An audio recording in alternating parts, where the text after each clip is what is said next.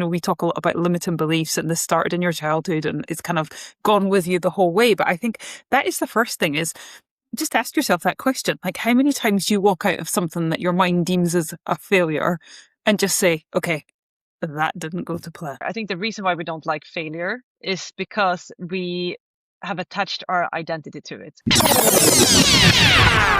Happy Monday and super welcome to the podcast. Today we're going to talk about a massive problem that we see in the equestrian world, and that is the fact that everyone wants to get better, the faster the better, but no one wants to fail. And the problem with that is that failure tends to be the thing that helps us improve the fastest of all. So by avoiding failure, we're actually doing ourselves a huge disfavor because we hold ourselves back from the one thing that's going to help us grow the fastest. So without further ado, we're going to dive in today and we're going to help you reframe the whole failure thing, help you put failure in a bit of a more positive light, make it something that you're maybe not super eager to do, but something that you can accept, something that you can start to appreciate in the sense that it helps you further. But before we do so, if you've listened to this podcast for a while, but you are not yet signed up to our weekly mindset and performance hacks, I suggest that right now you go to the show notes of this episode, you click the link in there, or you go to mindig.eu/weekly hacks, you tick in your name and your email address so that you get our mindset tips to your email on a weekly basis. Right, that out the way, Lorna, let's dive in. Failure. How do you feel about failure, Lorna? It's an interesting word, failure, because I don't believe anything is a failure. It's not a word that I like to use at all. And obviously I think you need to do quite a lot of work on yourself to see that something is not a failure. You can see that something doesn't work out. But I think it's a really interesting question. And I quite often ask clients, how often when you come out of a round and you've had a stop, or you've had a few fences down, or you've had a run out, or I don't know, you've taken 4 poles, or cross country, you've had a stop run out, do you walk away and say that didn't go to plan? There's not so many people can actually do that and just say, okay, it's just an event. It didn't go to plan.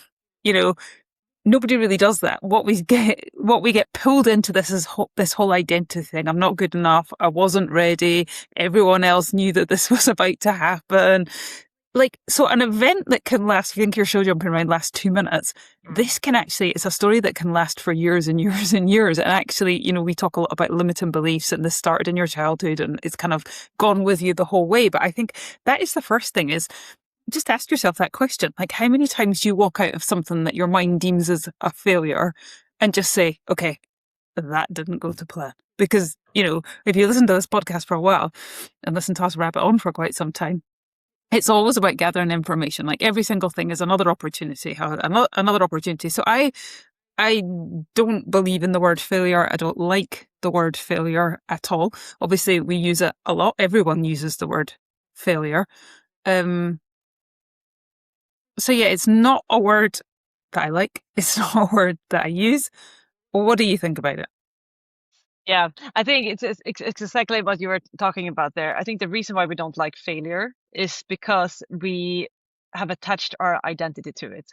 Somehow it becomes proof that we aren't good enough. And we all want to be good enough, right? So failure is just something that reminds us constantly where there are gaps in our training, where there's still work to do, where we're not quite there yet. But I think that is also the key in this. Failure isn't proof that you aren't good enough.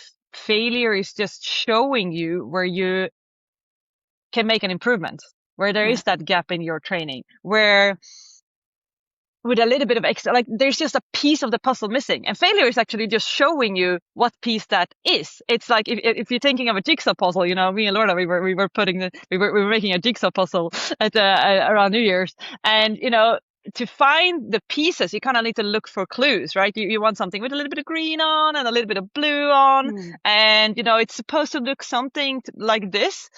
And I think that is exactly what failure is. It's telling you that you need a little bit of blue, you need a little bit of green. It's supposed to look a little bit like that.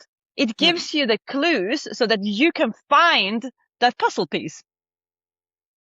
Exactly that, huh? And I think that's a really cool way to put it. I always say it's information gathering. And I think, before we get into it, in my mind, it's really important to separate the two things. There is an event that has happened and there is a story your mind has attached to it. So exactly what you're saying, from that, we then go gathering the information and put the pieces of the puzzle. And that's another thing that we always say, how there's a piece of the puzzle is missing. But if we make this very black and white, a refusal is an event, a poll is an event, an elimination is an event, feeling like you're a failure is a story. Like that is a story. So anything that is wrapped around that is not tangible, I guess, anything that your mind starts to come up with, it's actually quite cool because all stories can be rewritten, huh? All puzzles can be taken apart and put back together again if you look at it in that free reframe. But it's amazing if you don't have that awareness, how quickly your mind jumps onto that story. Like it forgets about the event. It forgets, I always say everything is neutral. It's only our thinking that puts a different spin on it. It's only our thinking that makes something good or bad. But actually, I always say, imagine you're stood in the middle of a compass. I can see the confusion on your face thinking, where's she going with this? Imagine you're stood in the middle of your compass. And usually your mind is going to go to some sort of expectation, some sort of approval. Like that's where our compass goes, huh? So that's your direction that's based on all your limiting beliefs. But actually, there's also curiosity down there and there's also want in there. So actually take yourself and stand in the middle of your compass. And none of this is right or wrong, but which direction is your mind taking you in? Because that's like your coloured pieces of the puzzle, huh? If, I don't know, say expectations red and you have this expectation that you're going to go in and jump this amazing round and you're doing it for approval. So everyone thinks you're a really good rider. Everything will be tinted with that red colour. And that's the experience you walk away with. But actually from a place of curiosity, you will always find learning. So say that's your blue pieces of the puzzle. Hope this makes sense. I'm making it up as I go. That's your blue pieces of the puzzle. Then you'll find all the blue pieces, huh? Like exactly what you're saying. You collect them all together and then suddenly that comes together. So nothing is right or wrong. But everything is a direction that you choose to see your journey in. Like you get to choose from which direction you're seeing this journey. Yeah. Does that make sense? Yeah, 100%. The way I like to look at it, like if we start with the failure, I think for me, you can take two directions from that in your thinking, right? You can the meaning that you're going to assign to what failure is. Like you can a failure, like you said, you can assign a meaning, and this is what we often do if we don't notice it, like we aren't aware that this happens. We have failure, and we make that mean that we are a failure. I am as a person. It's like we can make it really concrete to an example. Like you say, you have two polls or two refusals. Like I had this on Friday. I had two refusals. That you can say, okay, it was a failure. I had two refusals. You can make that mean that I am shit. This is proof that I am shit, which will have a detrimental effect on your confidence, right? So that means basically I failed. I'm a failure. But you can also, like, that is just one path. That is just one thinking pattern that you could take. There is also another thinking pattern that you can take. You can be like, okay, I failed. And then you can go, like you say, curiosity. What was the reason? What actually happened? Look at the facts. How did the horse feel? What happened to the outside shoulder? What happened to my canter? What happened to the rhythm? What actually happened? What was the specific reason that the horse stopped? And what can I learn from that?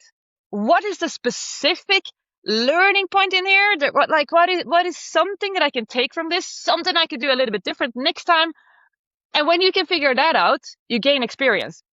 And when you gain experience, actually you're growing, which means that you're improving, right? So the same event, the same quote unquote failure, that like how you're going to feel about it and what it's going to do with you as a rider is determined by which path you're taking. If you're taking the path, I failed, I'm a failure, or if you're taking, I failed, what was the reason? What can I learn from it? What can I improve? What can I do differently next time?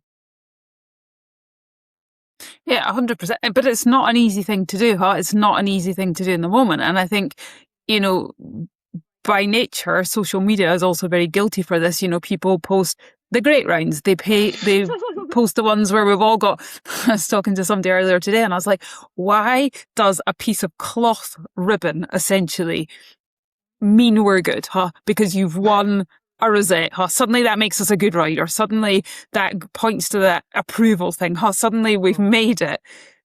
But it's a piece of ribbon that you hold in your hand, huh? Like, but you could have had the shittiest feeling and still walked away with that ribbon because it was fast and you made the tight turns and you made it happen and did all that kind of stuff. But suddenly that means we're good. Whereas you can go in and have those rounds where you can have 3 or 4 poles down. You had a great feeling, but I don't know, the horse just wasn't switched on that day. Your body went too far forward, like the information gathering rounds.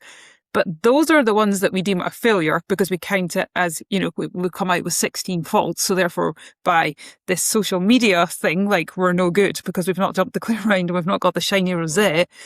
But actually, we can choose using that compass, actually, again, out of a place of curiosity. Exactly what you're saying. That's the round you're going to grow from because you're going to figure out you didn't have your leg on enough. Your body went too far forward. Your leg was, not in an effective place. Like whatever that looks like, your eyes went down into the water tray or whatever that looks like.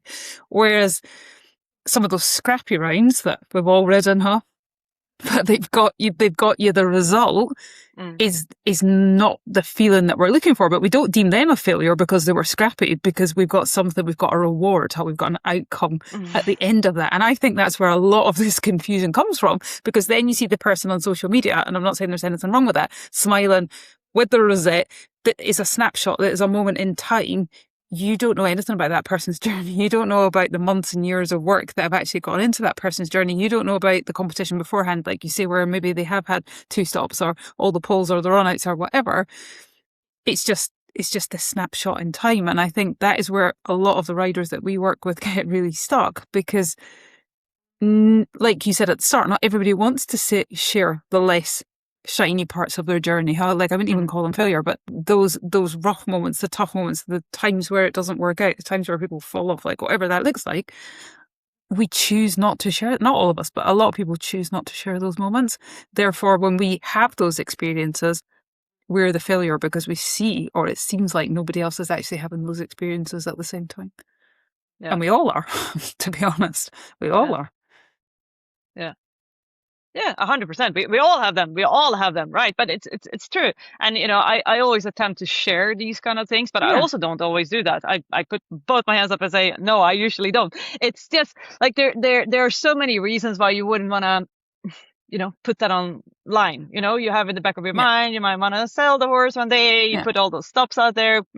Not great. There's always, I suppose there's so multifaceted, right? So you don't want to put them out there, right? And everyone has those reasons. That could be the reason. Could all be other reasons. But I think, like you say, Lorna, it's so important to remember that it is just such a small part of the story that you're seeing in social media. Mm-hmm. And I would even say that the riders that seem the most talented or the best or winning the most prizes or doing the best, I'd dare to say that those are the riders that have actually failed the most. Because going back to what I said in the beginning, it's from the failures that you learn the most and the fastest. And I would therefore dare to say that those riders that win the most, that have the best rounds, that look the nicest, that look the prettiest, those are the people, it's not the people that don't fail. Those are actually the people that fail more than all the other riders and fail the fastest. And the only reason why they seem like they're having it all together, like the Michael Youngs, the Ingrid Klimkes, all those really top riders, the reason why they do so many great performances is because they failed so much and so fast. And it's all part of the process. I know we talk about this all the time, but the process actually requires you to risk looking a bit silly. Like the process requires you to screw up, to make a fool of yourself, to fall off, to have the stops, to have the run-outs, like all that kind of stuff. And sometimes we have to learn in public. I always remember Emily, my trainer, said to me once upon a time, she's like, sometimes you can train, all you like at home, but the only way is to learn on the job. And that actually requires you to put yourself yourself out there to fail in public, to put yourself in a place that's really uncomfortable. And to me, actually, that's really brave. That's not failure, that's bravery, actually, to put yourself out there and open 100%. yourself, because we talk about this all the time, everyone's always going to have an opinion of what you're doing. Everybody's always going to have an opinion of what class you're in, whether you should be in it, whether you shouldn't be in it, like all that kind of stuff. So it actually takes a huge amount of courage and bravery to let yourself fail, like to let yourself fail in public when, people are,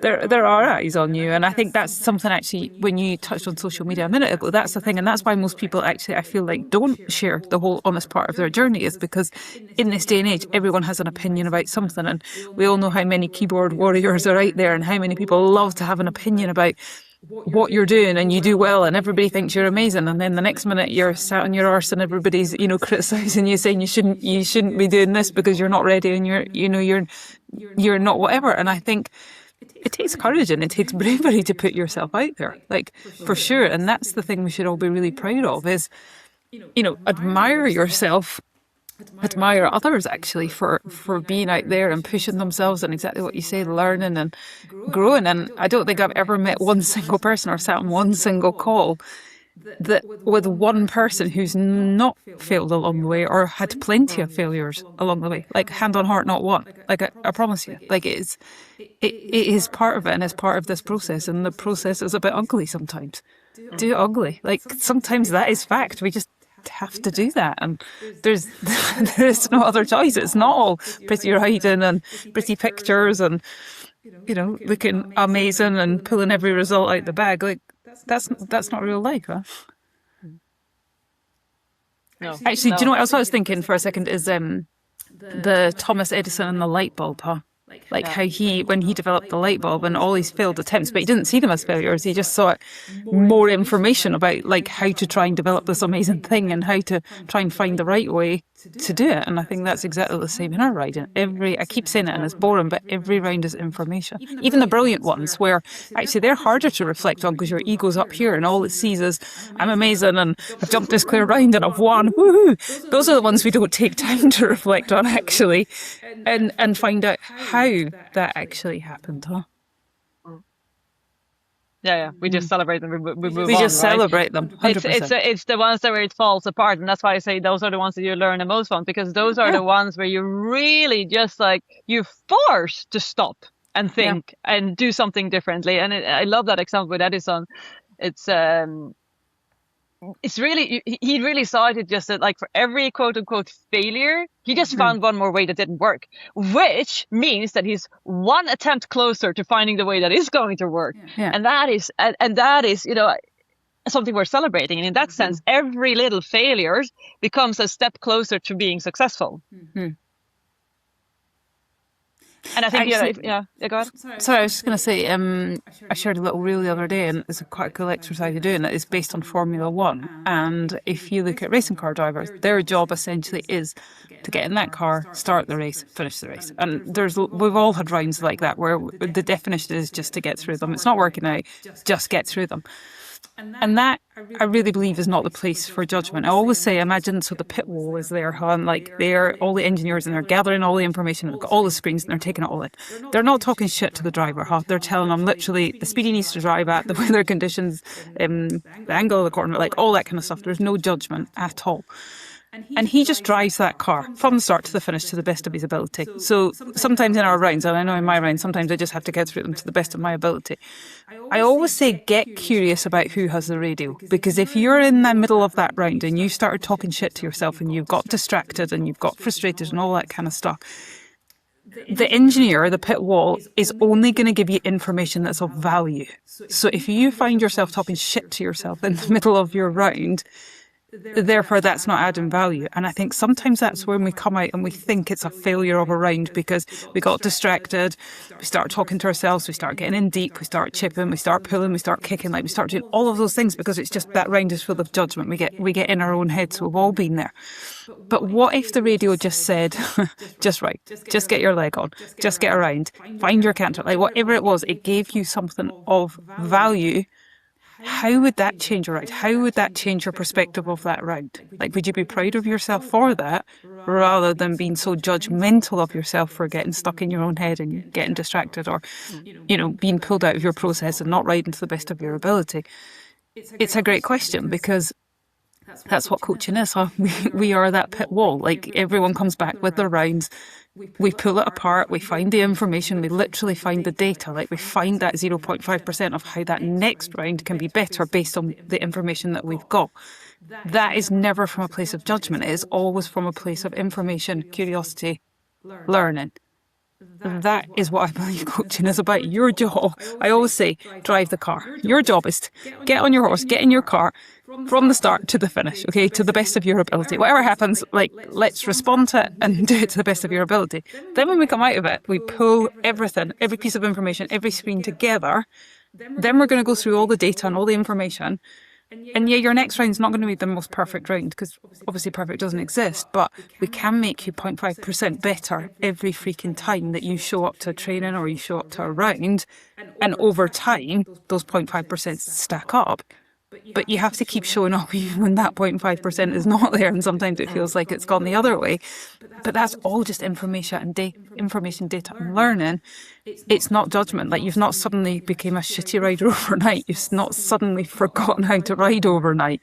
There's information missing. There's data missing. There's obviously ingredients missing, essentially. But that's all it is. Literally is all it is.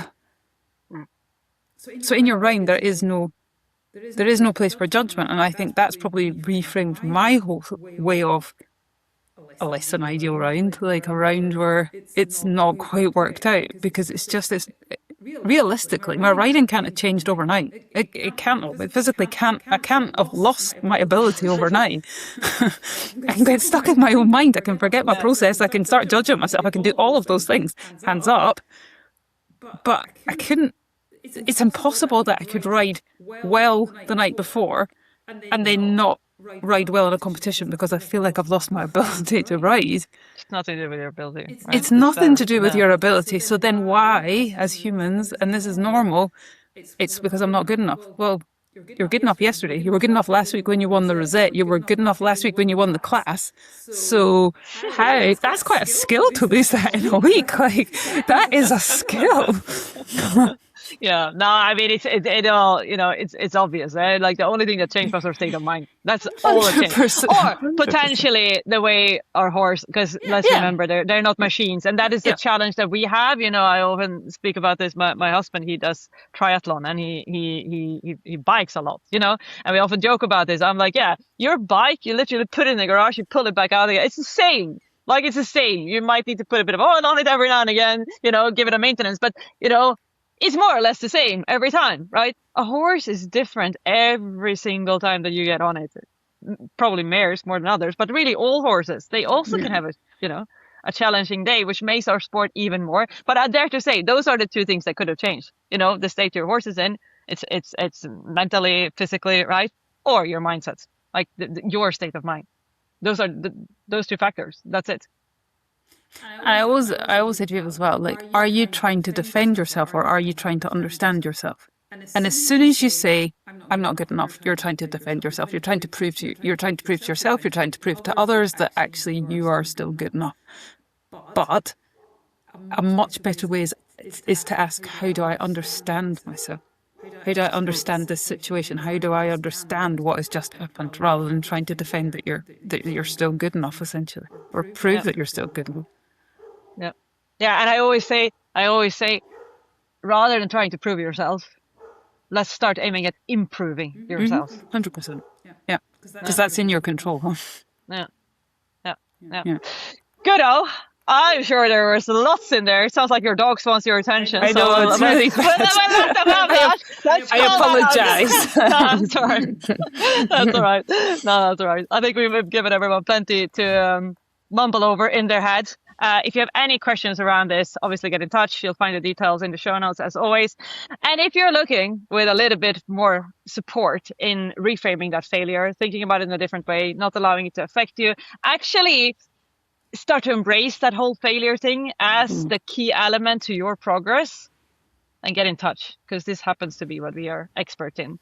is a big part of what we do. We have a lot of perfectionist rider coming our way, and that really is another word for avoiding failure, really. So if you feel like this is something that you're dealing with, do get in touch. You'll find the notes in the show notes, and you'll find the details in the show notes. And other than that, we're gonna, as always, challenge you to start making strides in your mindset so you can truly make strides in your riding.